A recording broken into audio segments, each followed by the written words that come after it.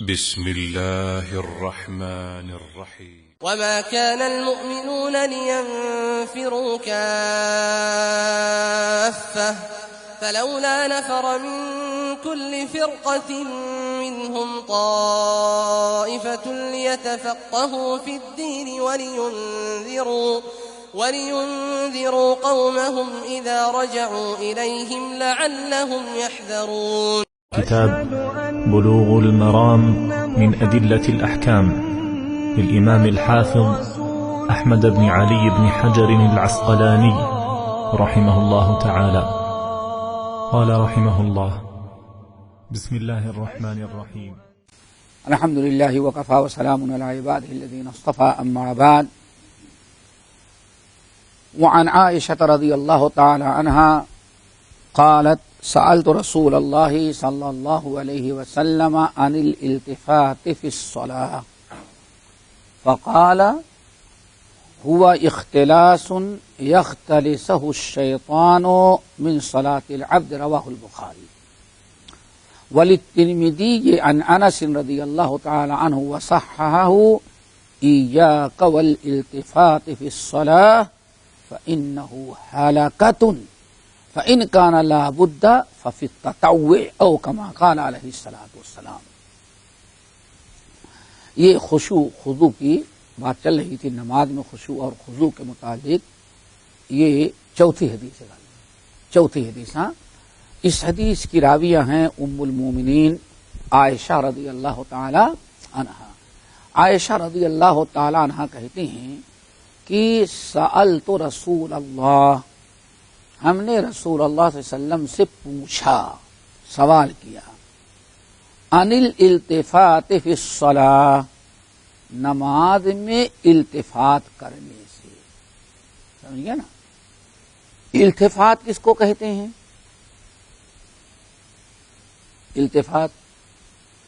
التفات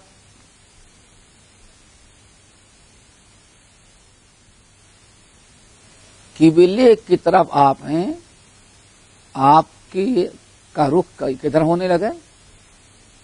دائیں اور بائیں. اس کو کیا کہا جاتا ہے؟ التفات. یعنی مڑ جانا، گردن موڑ دینا. گردن ایک معنی کے لیے ہے. اور ایک چیز اختلاس کی بھی کہی جاتی ہے کہ انسان نماز پڑھ رہا ہے، خشوع خضوع کی بحث چل رہی ہے نا، خشوع خضوع کی. انسان نماز پڑھ رہا ہے، اللہ تعالی کی طرف متوجہ ہے، قرآن پڑھ رہا ہے، کیا پڑھ رہا ہے وہ بھی جانتا ہے، خشوع خضوع میں ہے، لیکن اچانک شیطان آئے اس کے دل کو، دل کے خیالات کو کسی اور قرآن، اللہ تعالیٰ کے نماز سے توجہ ہٹا کر کسی اور چیز کی طرف مشغول کر دے. یہ کیا ہے؟ یہ التفات. تو یہ دونوں معنی ہیں. تو حضرت عائشہ رضی اللہ تعالی عنہا کہتی ہے میں نے اللہ کے رسول سے پوچھا کہ یا رسول اللہ، نماز میں التفات کا کیا حکم ہے؟ آدمی ادھر ادھر دیکھنے لگے، متوجہ ہو جائے، کیا کہتے ہیں آپ، کیوں ایسا ہوتا ہے؟ اور بعض شرح احادیث کے مطابق کہ حضرت عائشہ رضی اللہ تعالی عنہ کے سوال کرنے کا مطلب ایسا کیوں ہوتا ہے؟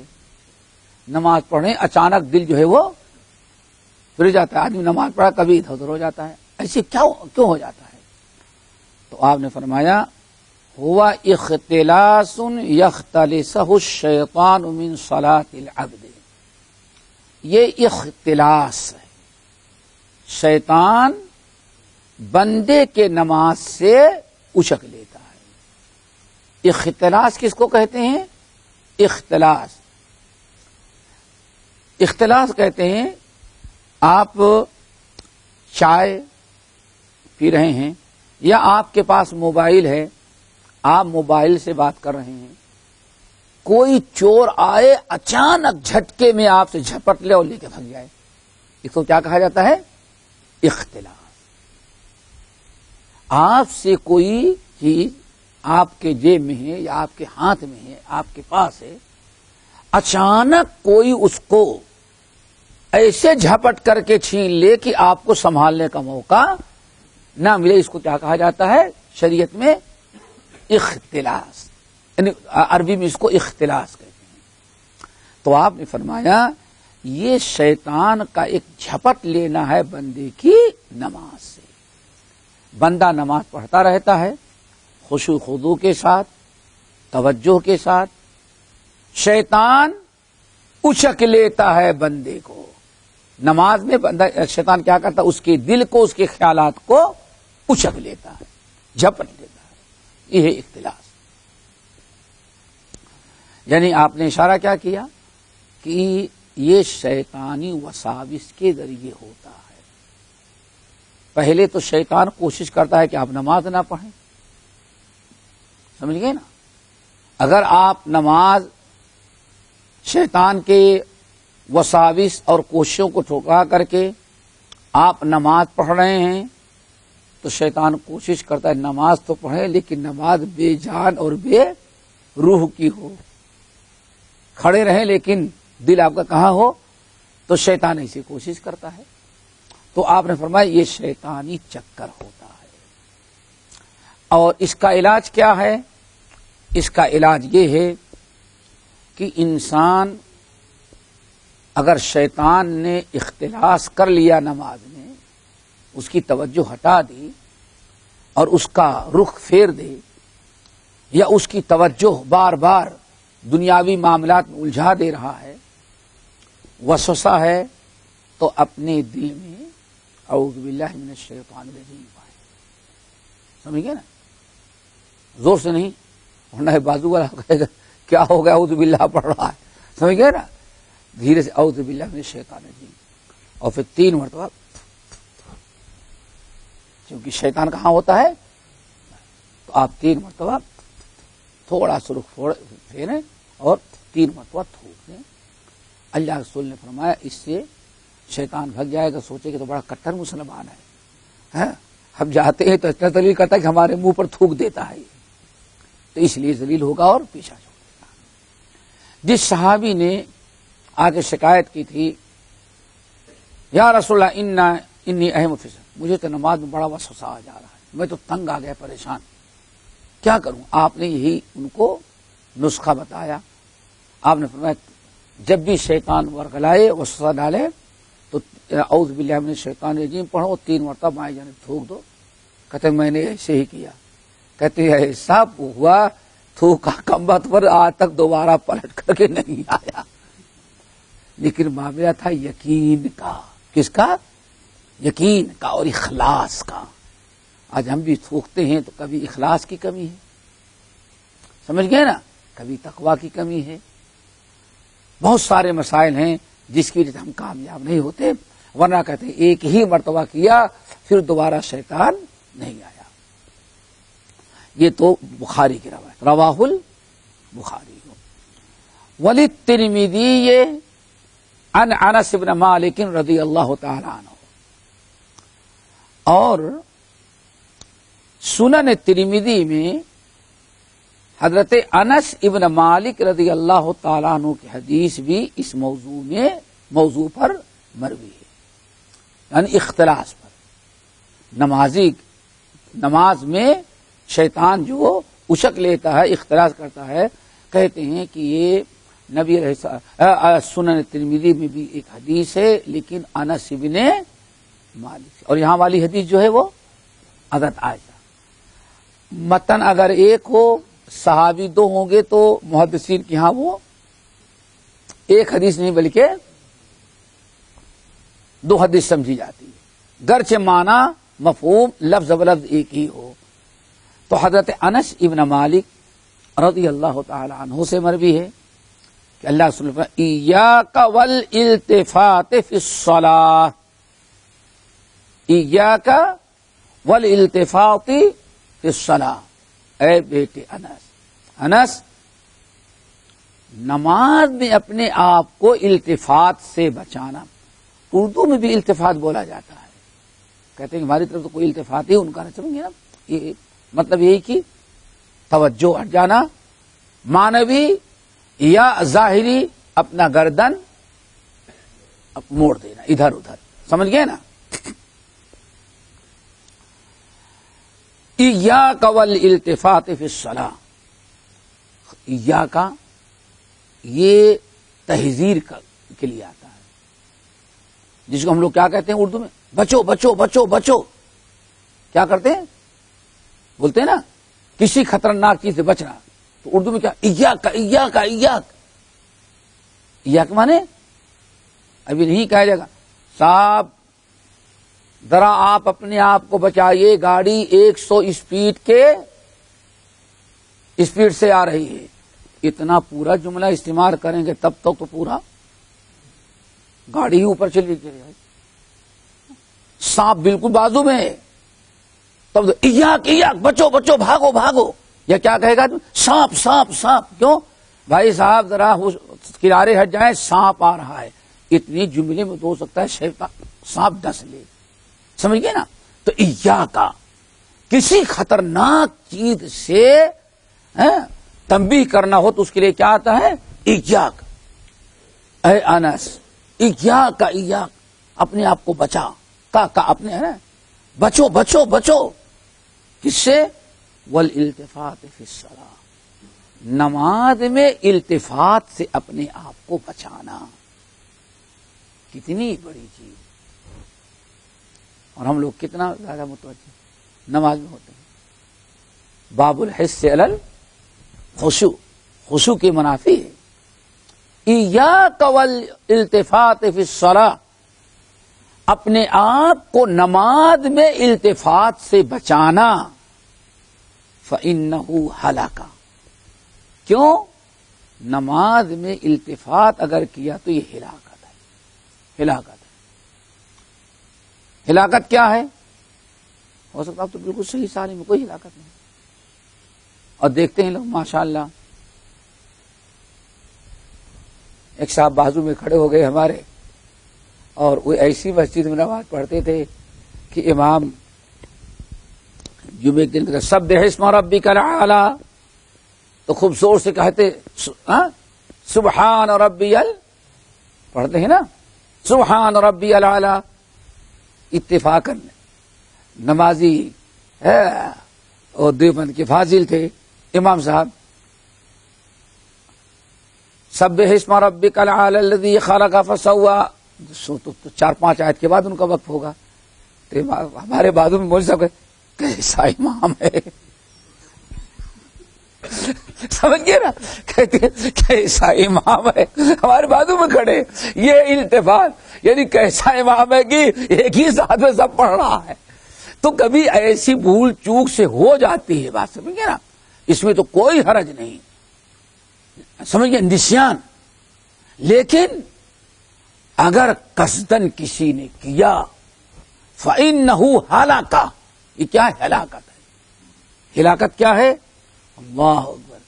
سب سے بڑی ہلاکت یہ ہے کہ آپ نماز اتنی محنت کر کے آ کے پڑھیں اور آپ کی نماز اللہ تعالیٰ کے ہاں قبول. ہلاکت. اور ساری زندگی ایسے ہوتے رہے تو اور مشکلات. ہلاکت ہے، تباہی ہے. وقت تم نے برباد کیا، اپنا وقت ضائع کر دیا. اور سب سے بڑی کیا؟ نماز جیسی محبوب عبادت کو تو نے خراب کر دیا. اللہ کے رسول نے کیا فرمایا؟ فإنہ ہلاکا، یہ ہلاکت ہے، بربادی ہے. فإن کان لا بد، فإن کان لا بد، اگر کوئی بھی ضرورت ہی پڑ جائے، کس کی؟ کچھ دیکھنے کی. نماز پڑھ رہے ہو، اگر کوئی ایمرجنسی ہے، کوئی ایسے دیکھنے کی ضرورت پڑ جائے تو ففی التطوع، فرض میں نہ کرو. کس میں کرو؟ وہ نوافل میں، یعنی فرض کے علاوہ اور نمازوں میں بوقت ضرورت آپ التفات اگر اس طرح سے کرنا چاہیں کسی ضرورت سے تو کر سکتے ہیں. آئی بات سمجھ میں؟ حدیث نے بالکل وضاحت کر دی کہ انسان نماز میں اگر ادھر ادھر دیکھتا ہے تو اس کا مطلب کہ خشوع باقی.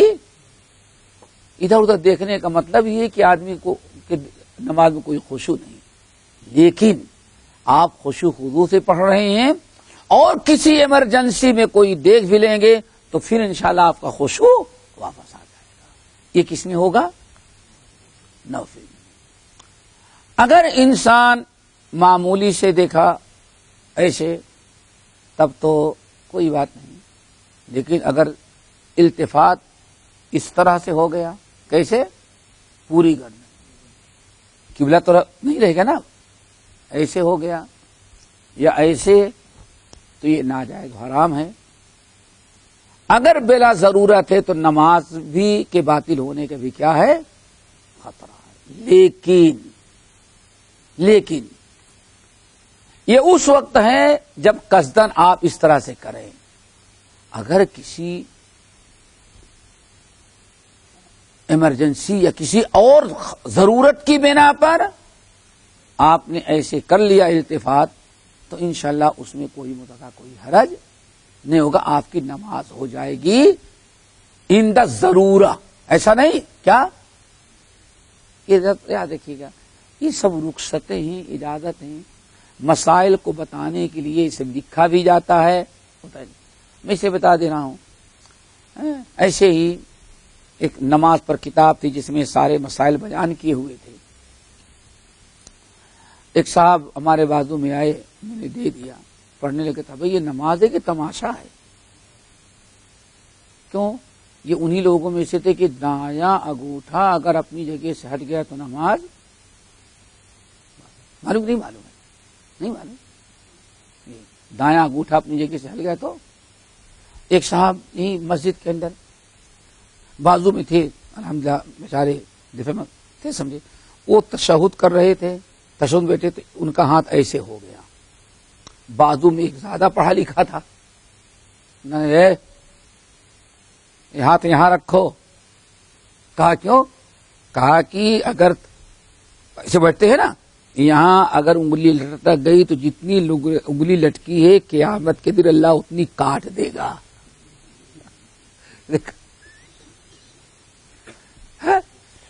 سوچو ذرا سا، سمجھ گئے نا؟ تو ایسے ہی کھڑے ہو گئے ایک صاحب ان کے بازو میں، اسی مسجد میں کھڑے ہو گئے اور پیر سے پیر ملا لیا، اور پیر سے پیر ملائے، اب سجدے میں گئے تو کیا کر لیا؟ سلام پھیرتے ہی، کیا نماز پڑھتے ہو تم؟ کہا جیسے نماز پڑھے۔ کہا کہ معلوم ہے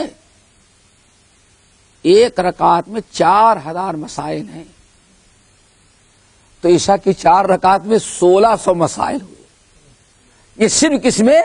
فرض نماز میں۔ پہلے جو پڑھے اس ہر رکعت میں کتنے مسائل؟ ہاں، کہا وہ کیا؟ کون؟ کہا اس میں ایک مسئلہ یہ ہے کہ انگوٹھا اپنی دائیں پیر کا انگوٹھا اپنی جگہ سے حرکت کرے تو نماز باطل۔ اتنے بڑے بڑے فتوے ماشاءاللہ۔ تو یہ مسائل جو بیان کیے جا رہے ہیں یہ ضرورت کے وقت پیش آتے ہیں، التفات ناجائز ہے۔ آئی بات سمجھ میں؟ کبھی نماز بھی باطل بھی ہو سکتی ہے، لیکن کبھی ضرورت پڑ جائے تو اس التفات میں انشاءاللہ اس ضرورت کے لیے التفات کرے گا، پھر اپنا سیدھا ہو جائے گا۔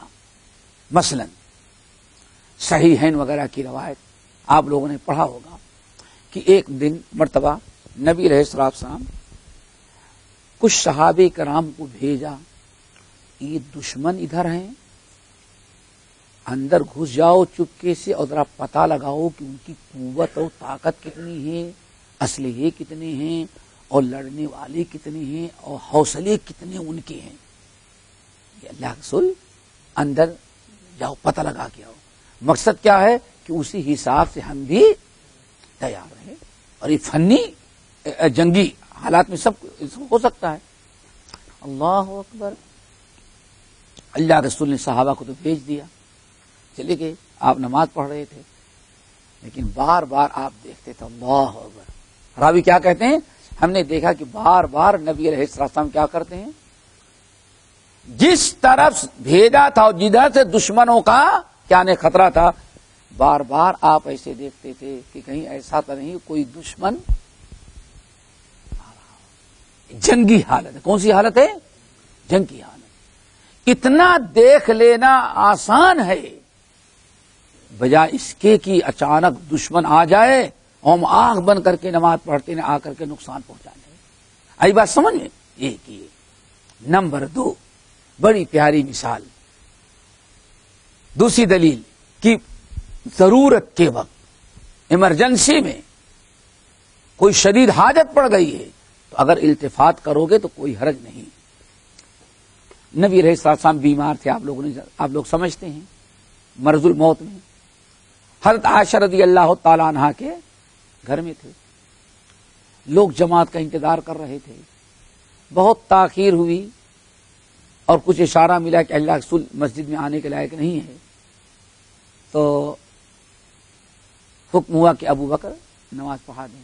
ٹھیک ہے نا، نماز تو پڑھانے لگے ابو بکر، لیکن بار بار دیکھتے کہیں ایسا نہیں کہ اللہ کے رسول صحت پائے تو آ جائیں.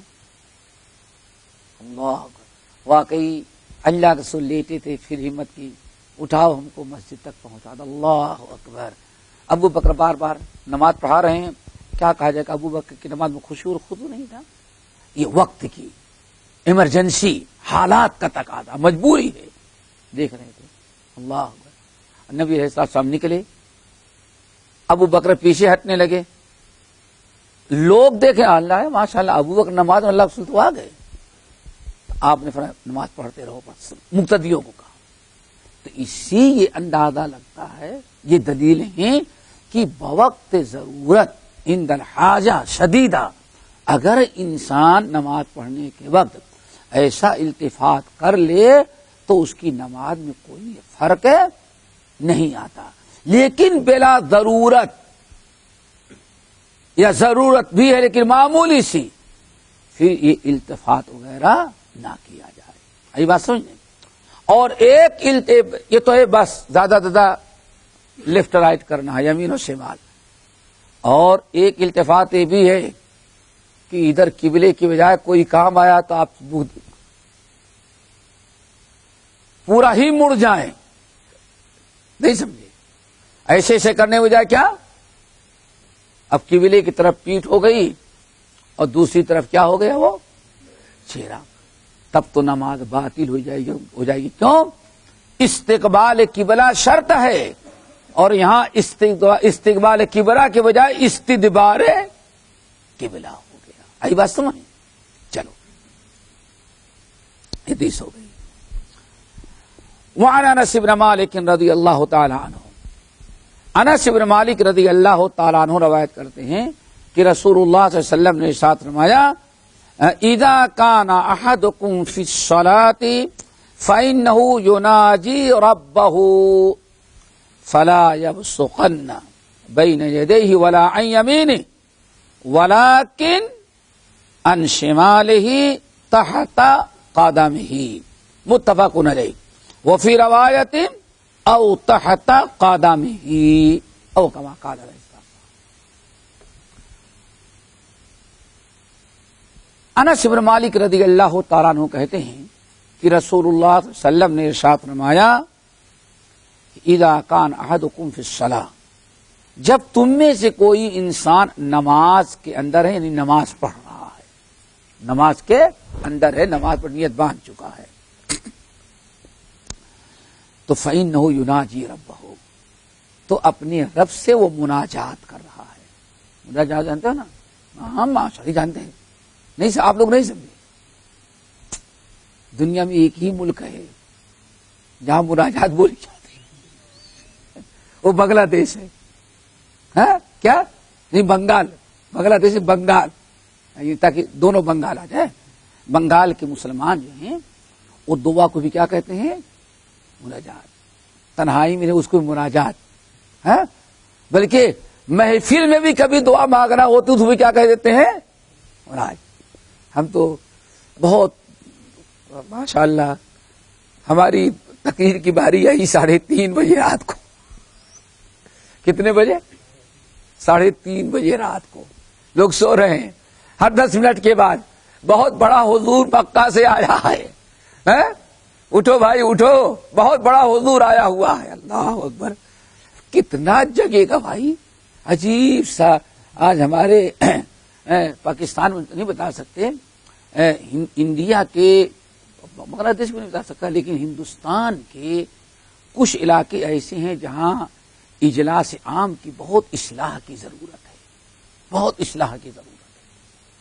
وہ بالکل ٹھان لیتے ہیں کہ اذان فجر سے پہلے جلسہ ختم نہیں ہوگا۔ ہمارے کے بعد میں ہاں ہوتا ہے تمہارے یہاں بھی، یعنی عشاء کے بعد سے شروع ہوگا تو اب کب تک؟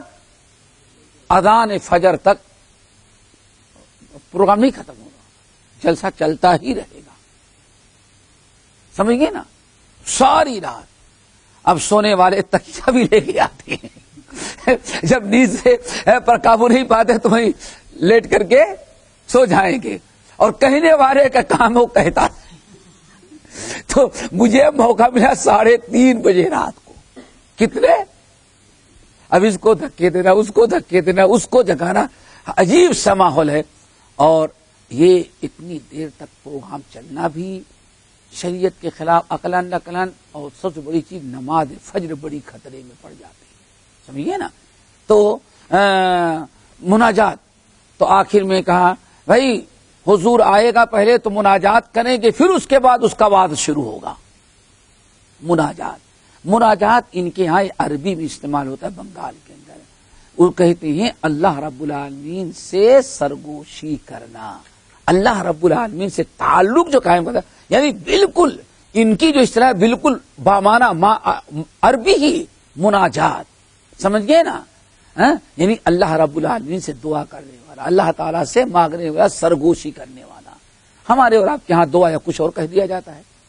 تو یہ یناجی نماز پڑھنے کے لیے کھڑا ہوا، تو اب وہ کس سے جڑ گیا ہے؟ وہ اللہ کی رحمتیں، جیسے کہ آگے حدیث آ رہی ہے، بندہ جیسے وضو کیا، مسجد میں آیا، کھڑا ہوا، نیت باندھا، اب اللہ رب العالمین رحمتوں کا دروازہ اس کے سر پر کھول دیتے ہیں۔ آدمی نماز پڑھنے کے لیے کھڑا ہوا تو ہونا تو یہی چاہیے، لیکن ہمارا اور آپ کا معاملہ تو سمجھتے ہیں کہ جو 24 گھنٹے میں نہیں یہ چیز یاد ہو، کہا جو سر بسجدہ ہوا کبھی تو زمین سے آنے لگی صدا، تیرا دل تو سنا میں آشنا، تجھے کیا ملے گا؟ نماز۔ ہماری نمازیں تو ایسی ہیں کہ جو دن بھر کی بھولی ہوئی چیزیں کیا ہوتی ہیں وہ نماز میں۔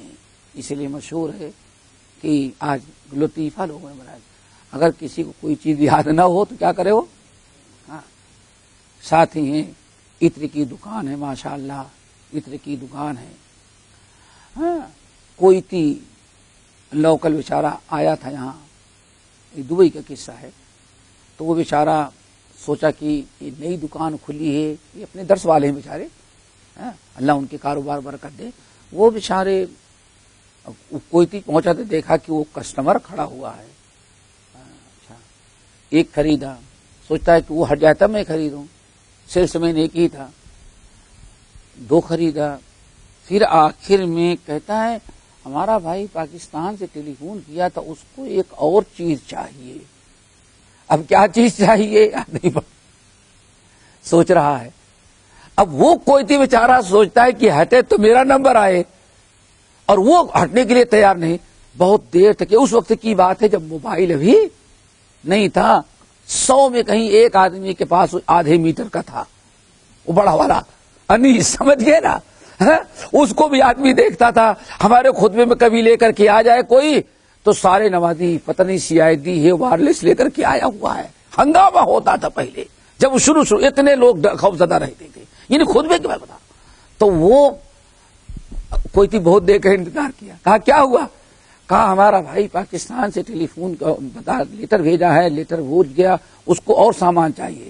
کہا یا اللہ، یہ مسجد کوئی تھی مسجد سمرے، یا اللہ صلی تذکر، یہاں کھڑے ہو کر نہیں سوچو، مسجد میں جاؤ، نیت باندھ لو، تمہارے بھائی نے کیا کہا تو تم کو بھی یاد آ جائے گی۔ عربی تھا، اس نے کہا تمہیں بھولی بھی چیز ایسے نہیں یاد آئے گی، نماز پڑھنے لگو یاد آ جائے گی۔ یعنی عجیب سے ماحول بن گیا ہے، یعنی یہ نماز کی تحقیر، نماز اسی لیے رہ گئی کہ جو چیز نہ یاد ہو، بھولی بھی چیز یاد آ جائے۔ لیکن شیطان کیا کیا؟ اذکر حاجت کذا و کذا، اذکر حاجت و کذا، شیطان پہنچ جاتا ہے ساری بھولی ہوئی چیزوں کو یاد کرانے اس وقت شیطان مہربان بن جاتا ہے۔ تو یہ بھائی یناجی کے بالکل مخالف ہے اللہ کے رسول نمازی کی بات، اصلی نمازی کہ نمازی جب نماز میں کھڑا ہوتا ہے تو اپنے رب سے اس کا کنیکشن جڑا ہوا ہے، رب کی طرف متوجہ ہے، سمجھئے نا؟ اس لیے فلا یبصقن بین یدیہ، کبھی اپنے سامنے نہ تھوک دے۔ تھوکنا 3 شکلیں ہوگی۔ نمبر 1، کسی آدمی کو کبھی بلغم ہوتا ہے، کھانسی آئی، پھنس گیا، خاص کر کے وہی سامنے تھوک دو، نہیں۔ کبھی ایسا ہوتا ہے کہ آدمی کے منہ میں ویسے ہی پانی آ رہا ہے، تھوک دو، سامنے نہیں تھوکو۔ نمبر 3، نزلہ ہوا ہے، کیا آپ ناک صاف کر دیں؟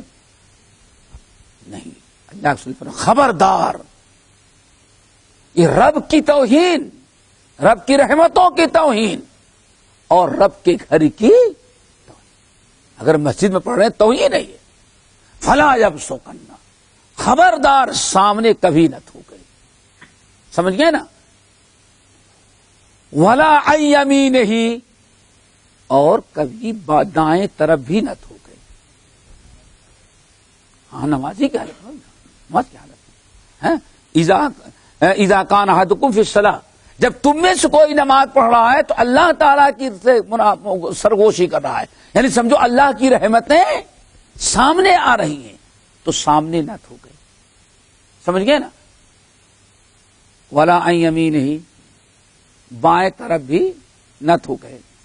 ولیکن عن شمالہ، اگر تھوکنا ضروری ہے تو کہاں تھوکے؟ وہ بائیں طرف تھوکے، تحت قدمہ، بائیں طرف تھوکے، وہ بھی کہاں تھوکے؟ ایسا نہیں کہ کسی کے اوپر، اپنے قدم کے نیچے۔ کس کے قدم کے نیچے تھوک دو، پھر اس کو رگڑ دو، اگر ایسی ضرورت پڑ گئی تب۔ یہ حدیث متفق علیہ ہے۔ کون سی؟ صحیح بخاری مسلم کی کون سی حدیث؟ کہ نہ تو سامنے تھوکے نہ دائیں جانب تھوکے، بائیں جانب تھوکے اور قدم کے نیچے، بائیں قدم کے نیچے تھوکے۔ آئی بات سمجھیں؟ یہ بخاری اور مسلم کو متفق علیہ ہے۔ وفی روایت، اور ایک روایت میں او تحت قدمہ ہی، کچھ فرق محسوس ہوا؟ اب ہم پوری حدیث پڑھتے ہیں تب۔ ولیکن عن شمالہ او تحت قدمہ، کیا فرق ہوا؟ او یا آ گیا، اب معنی بدل جائے گا، بائیں طرف تھوکے یا اپنے قدم کے نیچے تھوکے، سمجھ گئے نا؟ یہ اس حدیث سے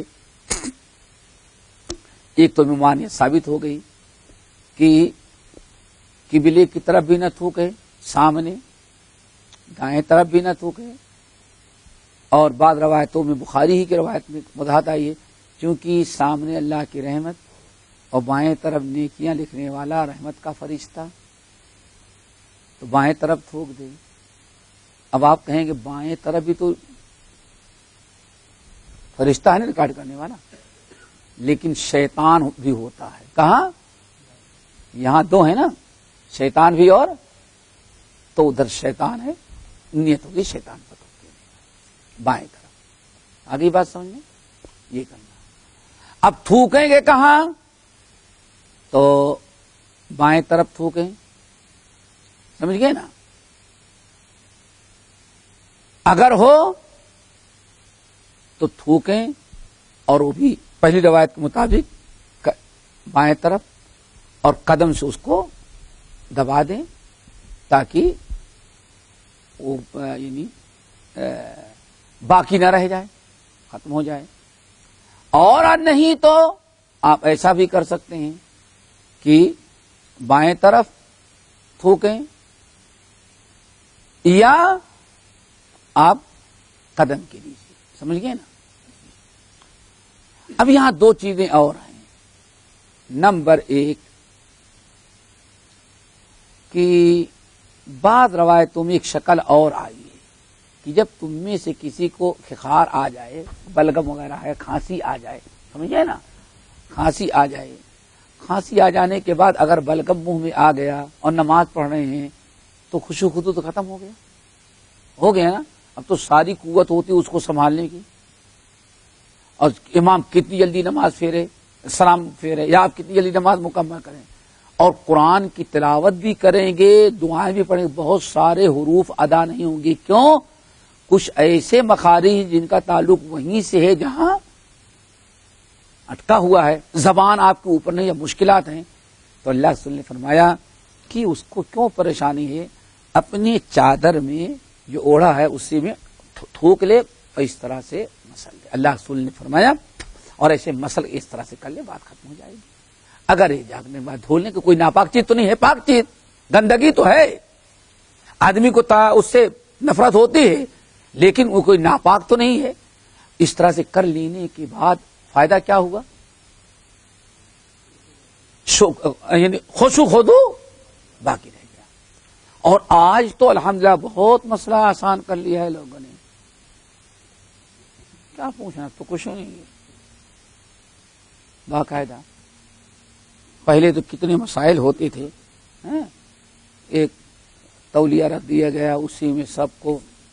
اب تو کچھ نہیں، آپ کے سامنے پلیٹ، گلاس، پیپسی 7 اپ کی بوتل اور اس کے ساتھ ایک ٹیشو کا ڈبہ سب رکھ دیا گیا ہے. بلکہ جہاں نہیں رکھنا چاہیے وہاں بھی، اب تو وہاں بھی آ گیا ہے، نہیں آ گیا ہے،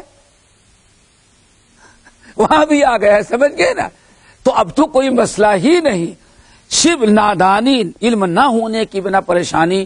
ورنہ آپ کی جیب میں رہتا ہے، آپ اسی کو لے کر کے ناک، کبھی کبھار زکام ہوا ہے پانی ٹپکنے لگتا ہے، آدمی پریشان، اس کو پوچھ لے. کبھی ناک آ رہی ہے اس کو صاف کر لے. بار بار اس کو روکنے میں خشوع خضوع ختم ہو رہا ہے. اس سے بہتر ہے کہ آپ لے کر اس کو مسل کر کے رکھ لیں، پھر ضرورت پڑے گی تو آپ استعمال کر سکتے ہیں، کوئی مسئلہ نہیں ہے. ایک اور چیز ہے جو یہاں سمجھ لینا ہے، تیسری چیز وہ کیا ہے کہ آیا یہ نماز ہی کے حالت میں اور مسجد ہی میں شرط ہے کہ اور کہیں؟ تو بات اصل یہ ہے کہ ان کے علاوہ اور بہت ساری احادیث آئی ہیں کہ مسجد میں بھی ہے نماز پڑھیں تب بھی، اور مسجد کے علاوہ باہر نماز پڑھیں جب بھی یہی حکم ہے کہ قبلے کی طرف نہ تھوکیں، دائیں طرف نہ تھوکیں، بائیں طرف تھوکیں، یا قدموں کے نیچے، یا اپنی چادر میں، لنگی میں، کپڑے میں، یا آپ کہتے ہیں ٹیشو وغیرہ رکھ کے آپ صاف کر لیں. یہ ہے. اسی طرح سے نماز کے علاوہ بھی قبلے کی طرف تھوکنا، قبلے کی طرف تھوکنا، اس سے بھی اللہ کے رسول نے منع کیا ہے. صحیح ابن خزیمہ اور صحیح ابن حبان میں 2 روایتیں منقول ہیں. واللہ اللہ رسول نے ارشاد فرمایا، جس نے منتفلا، جس شخص نے قبلے کی طرف تھوکا، قبلے کی طرف تھوک دیا، قیامت کے دن اٹھے گا تو اس کا تھوک جو ہے اس کے چہرے پر ہوگا. یہ علامت ہوگی کہ اس نے قبلے کی طرف تھوک دیا تھا. اس لیے دائیں طرف یا قبلے کی طرف نماز کے علاوہ بھی خصوصاً قبلے کا خیال رکھنا چاہیے. قبلے کی طرف تھوکا نہ جائے، گرچہ میدان ہی ہو. سمجھ گئے نا؟ اس سے بچا جائے. ایک چیز اور یاد رکھنا چاہیے، جو متعدد یہاں حدیث، ایک ہی حدیث نقل کی ہے اور بہت ساری روایات ہیں. یہ دنیا میں جب بھی کوئی حدیث کتاب پڑھیں گے تو سب سے زیادہ الحمدللہ حدیث مشکات کے اندر ملتی ہیں. کس کے اندر؟ مشکات المصابیح. دعا کرو یہ ختم ہو جائے تو انشاءاللہ شروع کریں گے اس کو. بہت زبردست کتاب ہے مشکات المصابیح. نبی علیہ الصلوۃ والسلام کی حدیث بتا رہا تھا. کہاں؟ ابن خزیمہ اور ابن حبان. اچھا اس کے علاوہ بتا رہا تھا کہ ہاں مسجد کے در و دیوار پر تھوکنا، مسجد کے در و دیوار پر تھوکنا یہ بھی مسجد کی توہین ہے. اللہ حدیث کے اندر آتا ہے اللہ رسول نے دیکھا ایک صاحب امامت کر رہے ہیں، امامت کر رہے تھے، آگے تھے، سوچے تھوک آیا، بلغم آ گیا تو سوچتے ہیں پیچھے نمازی آگے تو کوئی نہیں ہے، دیوار ہے، اسی مسجد کی دیوار پر تھوک دیا. نماز پڑھائی، اللہ رسول نے دیکھ لیا، اللہ کے رسول نے اس کو لے کر کے مٹایا، فرمایا کہ یہ شخص امامت کے لائق نہیں. اللہ اکبر، یہ امامت کرنے کے لائق آدمی نہیں.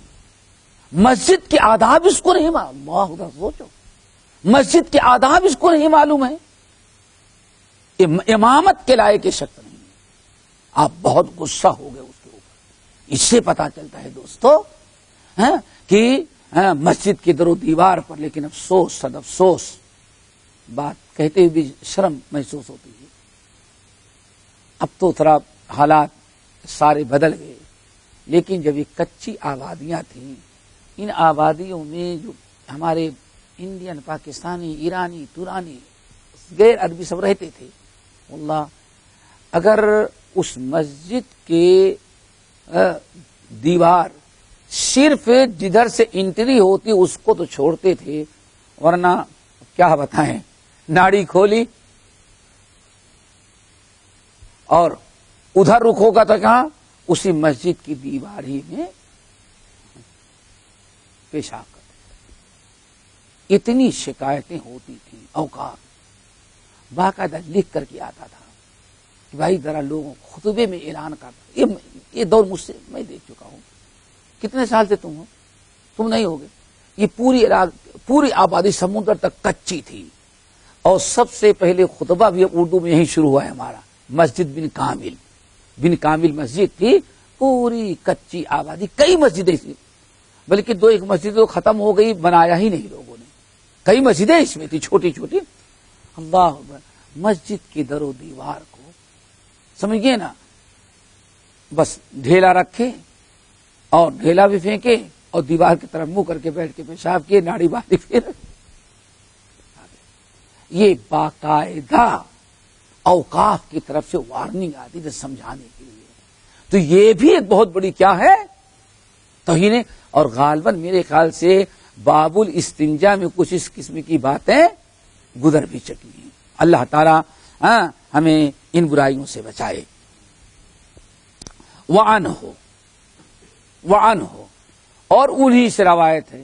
کس سے روایت ہے؟ حضرت انس بن مالک رضی اللہ تعالیٰ عنہ سے.